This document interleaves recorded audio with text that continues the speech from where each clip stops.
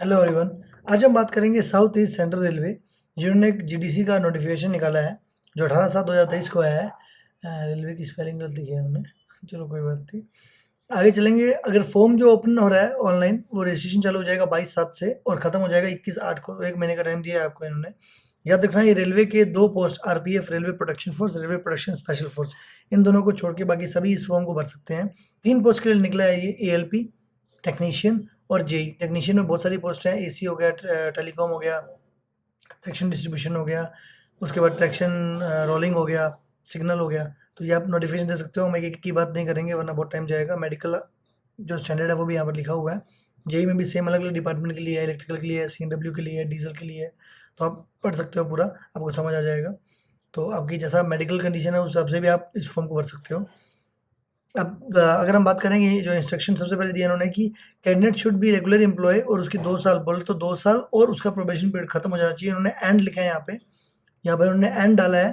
तो आपको इस बात को ध्यान रखना पड़ेगा कि जो लड़कों जिन्होंने ज्वाइन करने के बाद अगर एलडब्ल्यूपी ले रखी थी, लीव विदाउट पे ली थी, कोई पढ़ाई करने के लिए किसी भी रीज़न से या एब्सेंट लगा दिया था, तो उनका जो प्रोबेशन पीरियड होता है वो शिफ्ट हो जाता है। तो उनका प्रोबेशन पीरियड कंप्लीट हो जाना चाहिए। ये नहीं कि मेरा रिक्रूटमेंट तो 2 साल पहले हुआ था तो मैं एलिजिबल हूँ, ऐसा नहीं रह जाएगा। इस बात को थोड़ा ध्यान रख लेना।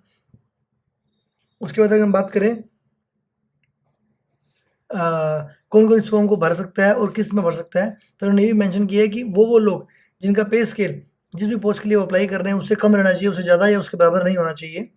लेकिन एक केस उन्होंने दिया है कि अगर तुम उस एग्ज़ाम के लिए फॉर्म भर रहे हो जो तुम्हारी कैटेगरी से मैच नहीं करता, बोले तो आप नॉन सेफ्टी कैटेगरी के अंदर हो और सेफ्टी कैटेगरी में जाना चाहते हो और सेफ्टी कैटेगरी में हो और नॉन सेफ्टी में जाना चाहते हो, तो आप अप्लाई कर सकते हो। उसमें चाहे आपका पे ग्रेड मैच भी करेगा, तब भी कोई दिक्कत नहीं है। देखो, और regular employees that implies completed minimum 2 years service in recruitment grade or successfully completion of probation, possessing prescribed educational qualification for direct recruitment, working in the same grade pay scale for the which GDC is being conducted, are eligible to appear in selection for GDC from non-safety to safety category post as well as safety to, यहाँ non safety होगा, I think थोड़ा सा मेरे को mistake लग रहा है, ये कैटेगरी पोस्ट, ठीक है, ये डाल दिया उन्होंने।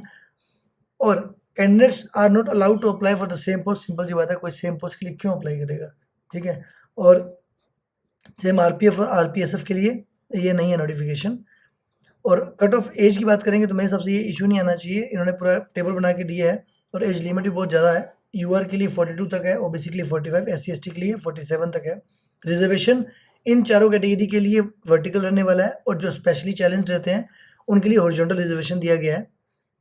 इकोनॉमिकल बैकवर्ड क्लास जो है अपने ईडब्ल्यूएस, उनकी weaker class, sorry, economical weaker class जो है उनके लिए अलग से कोई रिजर्वेशन नहीं दिया हुआ। और जो रिक्रूटमेंट है उसमें एक सीबीटी होगा और एक एटी बोलते तो एप्टीट्यूड टेस्ट होगा, उसके बाद डीवी होगा और मेडिकल। एप्टीट्यूड टेस्ट सब में नहीं होगा, जिसमें एप्लीकेबल होगा उसमें होगा ये। अगर हम बात करते हैं एएलपी के लिए, तो याद रखना ये common to all the notified post of ALP and technician. तो एएलपी और टेक्नीशियन के लिए सेम ये प्रोसेस रहने वाला है, सेम पेपर का पैटर्न रहने वाला है। पार्ट ए के अंदर याद रखना इन्होंने सीबीटी को 2 पार्ट में डिवाइड किया है, आप देख सकते हो, पार्ट ए और पार्ट बी। पार्ट ए के अंदर 90 मिनट्स का पेपर होगा और 100 क्वेश्चन आएंगे, ये इसके मार्क्स जुड़ेंगे। जो पार्ट बी है वो क्वालिफाइंग नेचर रहेगा, ठीक है। और ये मैंने सिलेबस दिया है, एक एक को डिस्क्राइब नहीं करेंगे वरना वीडियो बहुत लंबा हो जाएगा। आप देख लेना, हम स्टडी किना का जो टेलीग्राम चैनल है उसके अंदर डाल देंगे इसको।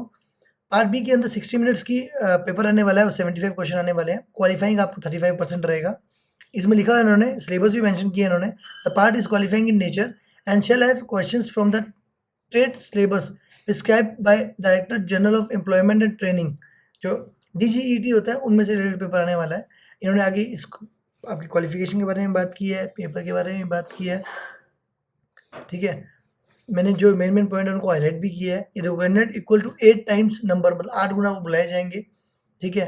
ALP merit will be drawn only from the among the candidate qualifying in the aptitude test with 70% weightage from the marks obtained in part A and second stage CBT and 30% weightage for the marks obtained from the computer based test। तो 70% marks आपके part A में से लेंगे, 30% आपके जो aptitude test है उसमें से लेंगे।